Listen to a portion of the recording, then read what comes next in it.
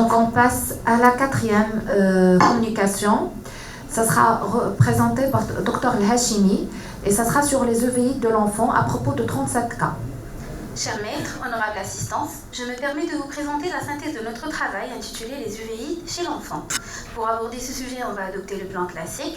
En guise d'introduction, l'UVI est synonyme d'inflammation intraoculaire. Les formes pédiatriques représentent 5% de toutes les UVI. C'est une pathologie rare, d'étiologie variée et d'évolution souvent insidieuse, pouvant constituer le premier signe d'une pathologie systémique grave.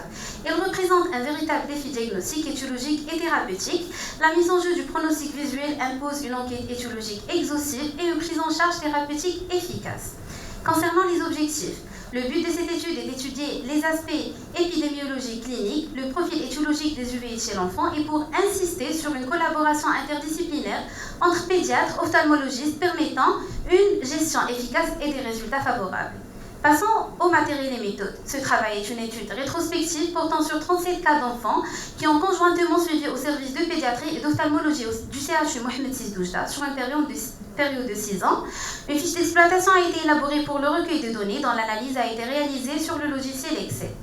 En ce qui concerne les résultats, 37 observations d'UVI ont été retenues avec une moyenne de 6 nouveaux cas d'UVI chez l'enfant par an. Nous avons noté une prédominance féminine et un âge moyen de 11 ans.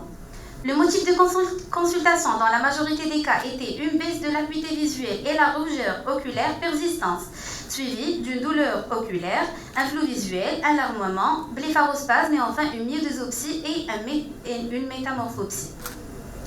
Donc, l'examen ophtalmologique réalisé par nos amis ophtalmologues a permis de mettre en évidence une uvite antérieure dans 32% des cas, intermédiaire dans 13%, postérieure dans 18% et une panuvite dans 37%. Voici une image objectivant un effet Tyndall dans la chambre antérieure chez les enfants présentant une uvite antérieure. L'uvite était bilatérale dans la majorité des cas et l'acuité visuelle initiale ne dépassait pas 3/10 dans 41% des cas.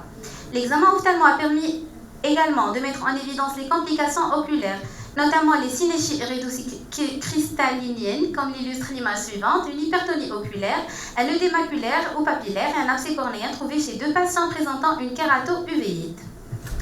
Nos investigations ont permis de retenir les diagnostics suivants. Les causes infectieuses sont présentées chez 10% des cas dominés par l'herpès, les causes non infectieuses dans 13% avec l'ophtalmie sympathique, puis l'arthrite juvénile idiopathique et l'uvéite HLA B27.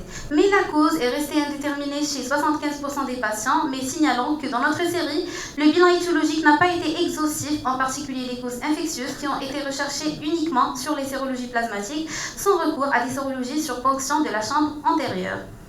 Pour le traitement, 78% des patients ont reçu une corticothérapie par voie générale, soit d'emblée par voie orale ou précédée par des bolus de cortico dans 75% des cas. 40% des patients ont reçu une corticothérapie par voie locale, 10% ont reçu un traitement anti-infectieux et 8% ont bénéficié d'un traitement immunosuppresseur en raison d'une corticorésistance chez un cas, corticodépendance chez un autre et un cas d'AGI.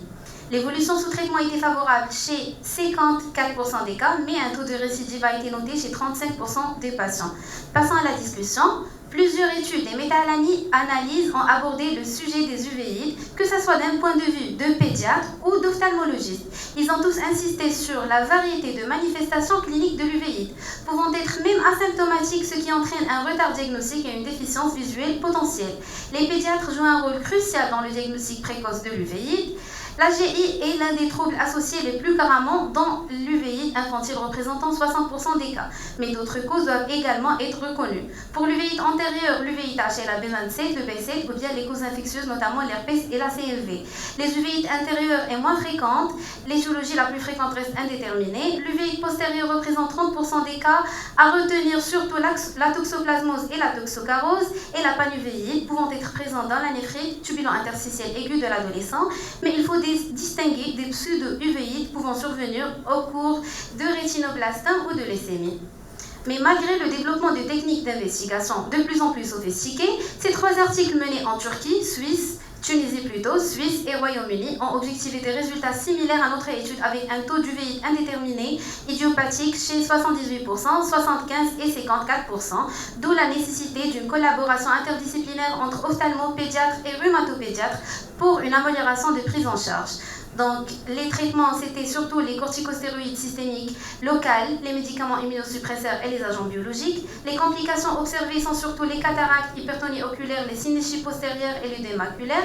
Cependant, la majorité des patients ont obtenu des bons résultats, avec un taux de récidive allant de 17 à 33% des patients. Pour conclure, l'UVI chez l'enfant est une pathologie rare, avec des conséquences péjoratives sur le pronostic visuel.